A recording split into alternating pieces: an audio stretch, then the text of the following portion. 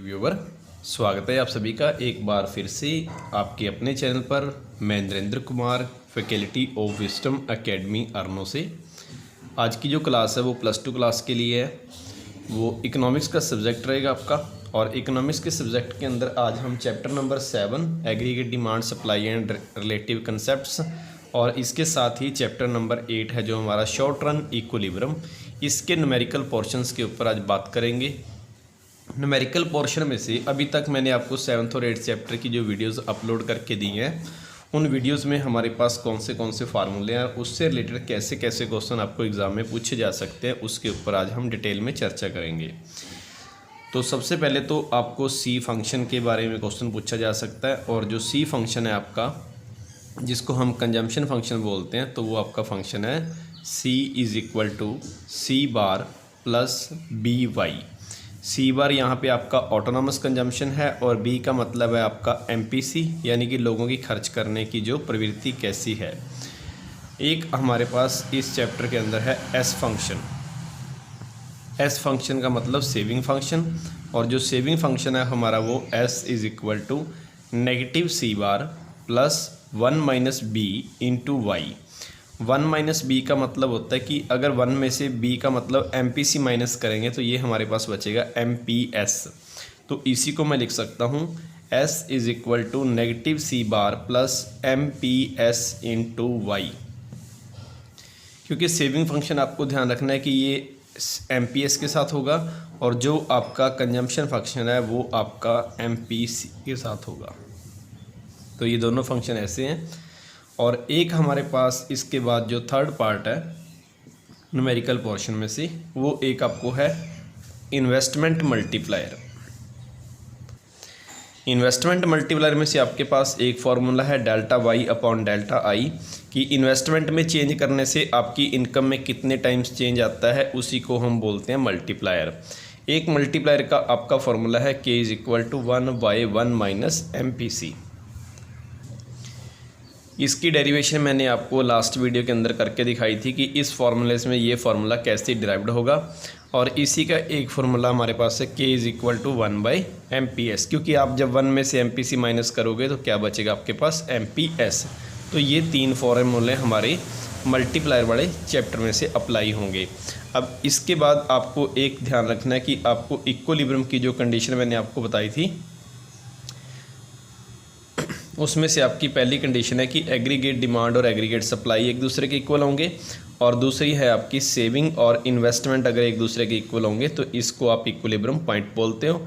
इन दोनों में से कोई भी एक कंडीशन अगर कंप्लीट हो जाती है तो उसी को हम इक्विलिब्रियम बोलते हैं कि आपकी इकॉनमी है जो वो इक्विलिब्रियम में है। तो ये कुछ बेसिक बातें हैं जिसको आपको ध्यान में रख के ही जो न्यूमेरिकल पोर्शंस है वो स्टार्ट करना है। इसके ऊपर ऑलरेडी मैंने सारा ही एक्सप्लेन किया हुआ है, आप इसको लास्ट प्रीवियस वीडियोज़ में चैनल पर जाकर भी देख सकते हैं। अब क्वेश्चन देखिए कैसे पूछे जाते हैं। अब इसी के साथ रिलेटेड हमारे पास जो फर्स्ट सम है उसमें आपको दे रखा है कि जो आपका कंजम्पशन फंक्शन है वो दे रखा है 400 प्लस 0.9 वाई। और कंजम्पशन फंक्शन मैंने आपको पहले बताया अभी कि जो कंजम्पशन फंक्शन आपका वो C bar plus B Y के इक्वल होता है। तो इस सम में आपको C बार की जो वैल्यू है वो आपको 400 दे रखी है, 0.9 आपको B की वैल्यू दे रखी है। B का मतलब आपके पास MPC है वो 0.9 है, और जो Y है वो हमारे पास इस सम में गिवन नहीं है। और इसने हमें इस सम के अंदर Y ही निकालने के लिए बोला है कि आप इसके अंदर Y निकालो। और एक आपको इन्वेस्टमेंट दे रखी है वो आपके पास है 1000 की, और एक इस सम के अंदर आपने सेविंग निकालनी है, और एक आपने इस सम के अंदर कंजम्पशन निकालना है। 3 पॉइंट निकालने हैं। तो अब देखिए कैसे होगा ये सम। ये हमारे को गिवन है और इसी के बेस पे हमने एक Y, एक आपने S और एक C तीनों निकालने हैं। तो सबसे पहले देखिए जो आपका S है वो तो आपको मिल गया। S की वैल्यू तो हमारे पास डायरेक्टली 1000 आ जाएगी। अब ये क्यों आएगी, इसका रीज़न क्या है? क्योंकि मैंने अभी आपको थोड़ी देर पहले बताया था कि आपकी इकॉनमी इक्विलिब्रियम में कब होती है, जब आपकी सेविंग और इन्वेस्टमेंट एक दूसरे के इक्वल हो। तो इसका मतलब जितनी सेविंग होगी उतनी ही आपकी इन्वेस्टमेंट होगी। तो यहाँ से आपको इन्वेस्टमेंट उसने 1000 दे रखी है, तो डायरेक्टली आपकी सेविंग भी 1000 होगी। तो आपका ये पोर्शन तो हो गया कंप्लीट। अब निकालते हैं हम Y और C। अब आपको ये पता है कि जो Y होता है वो आपका C प्लस S के इक्वल होता है। यानी कि जितनी आपकी इनकम उसमें से या तो आप कंज्यूम करोगे या आप सेव करोगे। और जो सेविंग है वो अभी ऊपर बताया कि वो किसके इक्वल होती है, आपकी इन्वेस्टमेंट के इक्वल होती है। तो हम एस की जगह पे क्या यूज़ कर सकते हैं, आई यूज़ कर सकते हैं। तो अब यहाँ से सी की वैल्यू फिल करते हैं। आपका जो सी है वो आपको यहाँ दे रखा है कि जो सी की वैल्यू है 400 प्लस 0.9 वाई। तो आप यहाँ पे कितना फिल करोगे, 400 प्लस 0.9 वाई। उसके बाद आपने आई फिल करना है। आई की वैल्यू आपको ऑलरेडी दे रखी है 1000, तो यहाँ से आप आई की वैल्यू फिल करोगे 1000। इन दोनों को प्लस कर लीजिए, इन दोनों का ऐड करोगे तो आपके पास आएगा 1400। और जो ये 0.9 वाई यहाँ पर पॉजिटिव है, इसको लेफ्ट हैंड साइड पे ले आइए, ये आपका नेगेटिव हो जाएगा। तो 1 वाई में से आपने 0.9 वाई माइनस करना, तो आपके पास बचेगा 0.1 वाई इज़ इक्वल टू 1400। अब जो ये वाई के साथ मल्टीप्लाई है तो आप इसको इस साइड लेके जाओगे तो ये मल्टीप्लाई से आपका डिवाइड में आ जाएगा, और इसका पॉइंट हटाओगे तो आपके पास ऊपर लग जाएगा 10। तो 1400 की आप 10 से मल्टीप्लाई करोगे तो आपके पास वैल्यू आएगी 14,000। तो ये आपका आंसर आ गया इनकम का। अब उसके बाद हमने निकालना है इसी के अंदर सी। अब सी कैसे निकलेगा, आपके पास वाई होता है वो सी प्लस एस के इक्वल है, और वाई हमारे पास ऑलरेडी आ चुका है, ये आपके पास है 14,000। इसके बाद हमने सी की वैल्यू है जो वो निकालनी है, और आपके पास जो एस है वो ऊपर दिया हुआ था एस 1000। तो यहाँ पे आप एस की जगह पे 1000 फिल कर दीजिएगा, और आपका ये 1000 लेफ्ट हैंड साइड पे आके माइनस हो जाएगा। तो इट मीन्स आपका सी है जो वो 13,000 के आसपास पहुँच जाएगा। तो ये था आपका न्यूमेरिकल पोर्शन का फर्स्ट सम। अब इसके बाद हमारे पास सेकंड सम है। इसमें आपको एमपीसी दे रखा है 0.75, जो आपको इन्फॉर्मेशन गिवन है वो साथ के साथ आप लिख लीजिएगा। आगे उसने लिखा कि how much additional investment. Additional investment का मतलब होता है डेल्टा आई, कि आपको कितनी इन्वेस्टमेंट करनी चाहिए to increase income by 600 crore. आप अपनी इनकम को कितना बढ़ाना चाहते हैं, 600 करोड़ बढ़ाना चाहते हैं, यानी कि आपको डेल्टा वाई है चाहिए वो 600। एक प्रोड्यूसर कितनी इन्वेस्टमेंट करे ताकि उनकी इनकम है जो 600 करोड़ हो सके, और उसकी एमपीसी 0.75 है। और आगे लिखा आल्सो फाइंड दी मल्टीप्लायर, और इसके अलावा आपने इसके अंदर मल्टीप्लायर भी कैलकुलेट करना है। तो सबसे पहले आप मल्टीप्लायर ही निकाल लीजिए। मल्टीप्लायर आपका बिल्कुल ईजी है, क्योंकि आपको मल्टीप्लायर का फॉर्मूले का रिलेशन एमपीसी के साथ ऑलरेडी पता है। तो सबसे पहले आप मल्टीप्लायर निकालो, k is equal to 1/1 minus MPC. ये बड़ा फार्मूला अप्लाई कर दोगे आप, तो इसमें से आपकी एमपीसी की वैल्यू 0.75 है। तो 1 में से अगर 0.75 माइनस करोगे तो ये बचेगा आपके पास 0.25। इसका ऊपर आप 100 लगा दोगे और इसको काटोगे तो आपके पास मल्टीप्लायर की वैल्यू 4 आ जाएगी। अब हमने निकालना है डेल्टा आई। तो डेल्टा आई के लिए आपका फार्मूला रहेगा delta Y upon delta I. अब के की वैल्यू हम ऑलरेडी निकाल चुके हैं, ये आपके पास वैल्यू 4 है। डेल्टा वाई की वैल्यू हमारे पास 600 है, और डेल्टा आई हमने निकालना है। तो आप डेल्टा वाई को ऊपर ले जाइए और 4 को नीचे ले आइए, तो आपके पास जो डेल्टा आई है उसकी वैल्यू 600, और ये 4 डिवाइड में चला जाएगा। इट मीन्स आपके पास डेल्टा आई की वैल्यू जो 150 आ जाएगी। अब इसको चेक कैसे करना है, देखिए उसने 150 करोड़ की इन्वेस्टमेंट की, उसकी इनकम कितनी हुई 600 करोड़। आपको यहाँ से नज़र आ रहा है कि उसकी इनकम है जो 4 टाइम बढ़ गई, तो इसीलिए आपका मल्टीप्लायर भी कितना आया हुआ है, यहाँ पे 4 आया हुआ है। तो इस तरीके से आप इसको कर सकते हैं। अब इसके बाद हमारे पास नेक्स्ट सम है कि इन एन इकॉनमी, किसी इकॉनमी के अंदर 75% of the increase income. 75% of the increase income का मतलब है कि जितनी आपकी इनकम बढ़ी है उसका आप 75% स्पेंड कर रहे हो, खर्च कर रहे हो। किस चीज़ के ऊपर खर्च कर रहे हो आप, कंजम्पशन के ऊपर। तो जब भी आपको ऐसा सम आए कि जिसके अंदर आपने पैसा है जो उसका कितना परसेंट पार्ट खर्च किया है, तो इसी को हम आपका बोलेंगे एमपीसी, कि उसने अपनी बढ़ी हुई इनकम का 75% खर्च कर दिया। तो इसका मतलब आपको इस सम के अंदर एमपीसी दे रखी है 0.75, क्योंकि आप 75% का मतलब क्या है कि आप परसेंटेज जब इसका हटाओगे तो आपके नीचे 100 लिख सकते हो, तो इसलिए इसकी वैल्यू आपकी लास्ट में 0.75 ही आएगी। तो बढ़ी हुई इनकम का 75% खर्च कर दिया, तो इसको आपने बोल दिया MPC। अगर वहाँ पे लिखा है कि आपको उसने सेव किया तो इसी को आप बोलोगे MPS। आगे लिखा कि investment is increased by the 1000 crore. अब उसने इन्वेस्टमेंट बढ़ाई है, इसका मतलब आपको ये दे रखा डेल्टा आई। तो डेल्टा आई आपके पास 1000 करोड़ है।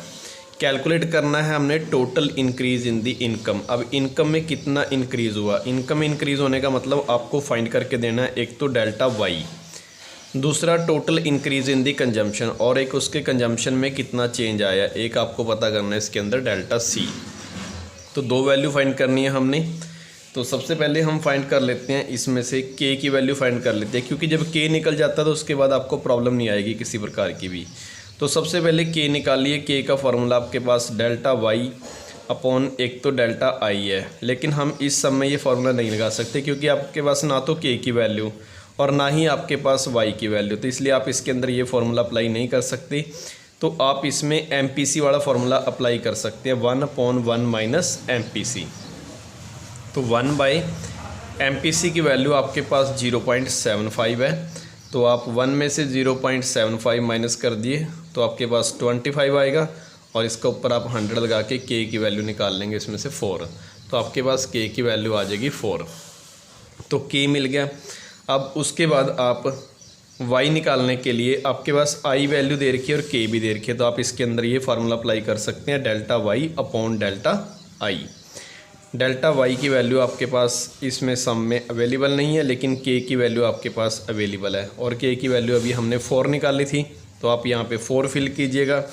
अब जो डेल्टा वाई है वो हमारे पास अवेलेबल नहीं है, लेकिन डेल्टा आई हमारे पास अवेलेबल है, तो इसकी वैल्यू 1000, इनकी क्रॉस मल्टीप्लाई कीजिए तो आपके पास डेल्टा वाई की वैल्यू आ जाएगी 4000। डेल्टा वाई निकल गया। अब हमारे पास रह गया डेल्टा सी। तो देखिए अब डेल्टा सी निकालने के लिए आप क्या कर सकते हो, आपके पास जो वाई है वो किसके इक्वल है, सी प्लस आई के इक्वल है, क्योंकि आपको पता है कि एस और आई एक दूसरे के इक्वल होते हैं, तो हम यहाँ पे एस की जगह पे आई फिल कर सकते हैं। अब वाई के साथ डेल्टा लग जाएगा तो सी के साथ भी लगा सकते हैं, तो फिर आई के साथ क्यों नहीं लगा सकते, इसके साथ भी लगा सकते हैं। तो डेल्टा वाई की वैल्यू आपके पास 4000 है, और जो डेल्टा आई की वैल्यू हमारे पास 1000 है, तो आप यहाँ पे डेल्टा आई की वैल्यू 1000 फिल कर दिए, और ये इसको आप लेफ़्ट हैंड साइड पे ले आके माइनस कर दोगे तो आपके पास डेल्टा सी की वैल्यू जो वो 3000 आ जाएगी। तो इस तरीके से आप इसमें से डेल्टा सी की वैल्यू जो वो निकाल सकते हैं। इसके बाद हमारे पास एक सम और है, उसमें आपको दिया हुआ है कि in an economy saving is equal to -15 plus 0.5 Y. तो आपको ये सेविंग फंक्शन दे रखा है, तो सेविंग फंक्शन आपका किसके इक्वल होता है, S is equal to -c bar plus MPS into Y, ये आपका सेविंग फंक्शन है। तो जो आपको इन्फॉर्मेशन दे रखी है वो साथ के साथ लिख लीजिए। अब इसके अकॉर्डिंग आपको देखिए कि सी बार की वैल्यू है जो 50 मिल गई, तो आपको सी बार दिया हुआ इसके अंदर 50, MPS की वैल्यू आपके पास गिवन है 0.5, और उसके बाद आगे लिखा है कि ये सेविंग फंक्शन है एंड इन्वेस्टमेंट एक्सपेंडिचर इज़ 7000। देखिए अब यहाँ से एक प्रॉब्लम आती है पेपर के अंदर कि आपको ये नहीं पता लगता कि वो डेल्टा वाई दे रखा है या डेल्टा आई दे रखा है या सिंपल आई दे रखा है। जब वो आपको एग्ज़ाम के अंदर बोलेगा कि इन्वेस्टमेंट इंक्रीज़ हुआ, फिर तो आप लिखोगे डेल्टा आई, लेकिन यहाँ पे उसने सिंपल ये लिखा कि ये इन्वेस्टमेंट एक्सपेंडिचर है, ना कि ये आपका इन्वेस्टमेंट इंक्रीज़ हुआ। तो आपको ये नॉर्मल वैल्यू दे रखी है, आपको इसके अंदर वैल्यू आई की दे रखी है, ये डेल्टा आई नहीं है। जब वो कहेगा ना कि आपको इन्वेस्टमेंट इंक्रीज़ हुआ, इट मीन्स वो आपको क्या बोल रहा है, डेल्टा आई की वैल्यू बोल रहा है।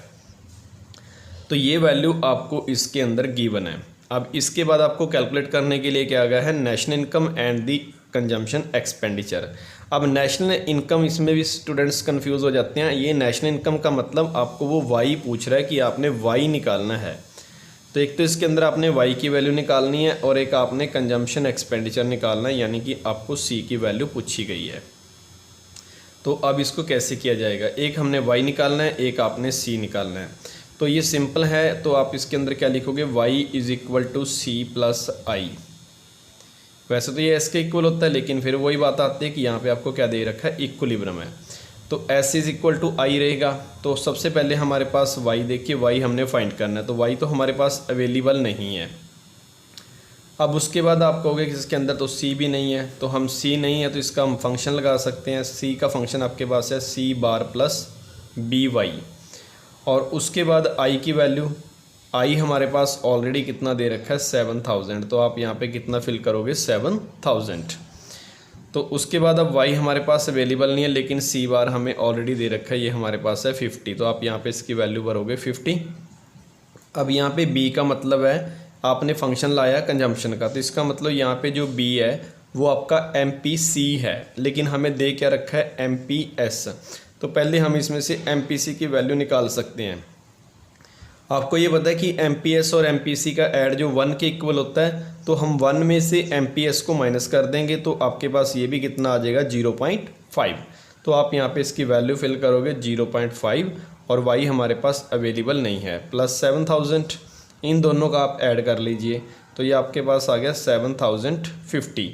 और ये 0.5 जो वाई यहाँ पे पॉजिटिव है, तो इसको आप लेफ्ट हैंड साइड पे ले आइए, ये आपका नेगेटिव हो जाएगा। वाई वाली वैल्यू एक तरफ होगी, बिना वाई वाली एक साइड होगी। 1 वाई में से आप 0.5 माइनस करोगे तो 0.5 वाई बचेगा, इज़ इक्वल टू 7050। इसके बाद जो ये वाई के साथ आपका 0.5 मल्टीप्लाई है, तो इस साइड आके आपका ये डिवाइड हो जाएगा। इसका आप पॉइंट हटाओगे तो 10 लग जाएगा, 5 to the 10। तो 7015 की आप 2 से मल्टीप्लाई कर दीजिएगा, तो आपको y की वैल्यू मिल जाएगा 14100। तो आपका आंसर y का आ गया। अब निकालना है c। अब y हमारा किसके इक्वल था, c प्लस आई के इक्वल, या इसको s कह लीजिएगा। तो y हम यहाँ पे फिल कर देंगे 14100, और c की वैल्यू है जो हमारे पास वो अवेलेबल नहीं है, लेकिन हमारे पास i की वैल्यू अवेलेबल है, और i हमें दे रखा है 7000। तो आप यहाँ पे i की जगह पे फिल कर दोगे 7000, और ये आपका 7000 लेफ्ट हैंड साइड पे आके माइनस हो जाएगा, तो आप इसमें से इसको माइनस करो, तो आपके पास कंजम्पशन की वैल्यू आ जाएगी 7100। अब जो सम है वो काफ़ी इम्पॉर्टेंट है आपके एग्ज़ाम के लिए, जो मैं आपके लिए ये लास्ट सम लेके आया इस वीडियो का। इस सम में आपको पूछा गया कि find the change in the savings, कि आपकी सेविंग्स के अंदर कितना चेंज आएगा। तो फाइंड करने के लिए हमें उसने बोला डेल्टा एस, सेविंग्स के अंदर कितना चेंज आएगा। When 2/3 of income is always spent, कि जितनी आपकी इनकम होती है उसका आप 2/3 क्या कर देते हो, खर्च कर देते हो। तो इसका मतलब आपको क्या दे रखा है, ये स्पेंट वाला MPC। तो MPC की वैल्यू आपको गिवन है इसके अंदर 2/3। तो यहाँ पे आपने MPC लिख लिया। अब आगे लिखा कि and the current income, current income का मतलब कि जो आपकी इस समय इनकम है वो 50% मोर है, ज़्यादा है। किससे ज़्यादा है, then the initial income of 50,000। Initial का मतलब होता है शुरुआती। पहले आपकी जो इनकम थी वो 50,000 थी, लेकिन जो करंट इनकम है वो आपकी पहले वाली इनकम से 50% ज़्यादा है। तो पहले की आपकी इनकम 50,000 है, अब जो प्रेजेंट इनकम है वो इस इनकम का 50% ज़्यादा है। तो आप 50,000 का 50% निकालोगे तो 50,000 तो आप ऑलरेडी इनकम ले रहे हो, इसी का आपकी 50% इनकम बढ़ गई, यानी कि 25,000 पे आपकी इनकम बढ़ गई। तो अब आपकी नई इनकम है जो वो 75,000 है। तो उसके बाद हमने निकालना इसमें से डेल्टा एस। अब डेल्टा एस कैसे निकलेगा, हमारे पास एक फॉर्मूला है डेल्टा एस के लिए, MPS is equal to delta S by delta Y, ये फॉर्मूला है। अब हमने निकालना है डेल्टा एस। हमें क्या चाहिए, एक तो डेल्टा वाई चाहिए और एक आपको चाहिए MPS। अगर आपको ये दो वैल्यू मिल जाती हैं तो आपका डेल्टा एस का आंसर बड़ा इजीली निकल जाएगा। तो आप MPS बहुत इजीली निकाल सकते हैं। आपको क्या दे रखा है इसके अंदर, MPC दे रखा है, और आपको ये पता है कि MPC और MPS का ऐड जो हमेशा 1 होता है। तो आप 1 में से MPC की वैल्यू माइनस कर दीजिएगा, तो आपके पास ये 1/3 क्या आ जाएगा, MPS आ जाएगा। आप इसको एलसीएम लेके सॉल्व कर सकते हैं अकॉर्डिंग टू मैथ, तो आपको ये 1/3 ईजिली मिल जाएगा। तो यहाँ पे आप वैल्यू फिल कर दोगे 1/3। डेल्टा एस हमने फाइंड करना है, और आपकी इनकम के अंदर कितना चेंज आया। पहले आपकी इनकम 50,000 थी, अब आपकी इनकम 75,000 है। तो आपकी इनकम में कितना चेंज आया, 25,000 रुपये इनकम के अंदर चेंज आया। तो डेल्टा वाई की वैल्यू मैं यहाँ पे फिल कर दूँगा 25,000। इसके बाद इसकी क्रॉस मल्टीप्लाई, तो 25,000 बाई 3, तो आपको इससे कहाँ की वैल्यू आएगी, डेल्टा एस की। तो आप इसको डिवाइड करोगे, तो जब आप डिवाइड करोगे तो ये लगभग आपका आ जाएगा 8,333.33 अप्रॉक्स। तो ये आपका डेल्टा एस का आंसर निकल जाएगा। तो ये सम काफ़ी इम्पॉर्टेंट है एग्ज़ाम के लिए, तो आप इसको ध्यान से समझिएगा। और यहाँ से मैं अपना वीडियो का जो पार्ट है ये कंप्लीट करने जा रहा हूँ। तो इसके बाद आप नेक्स्ट पार्ट है जो वो खुद ट्राई करके देखें।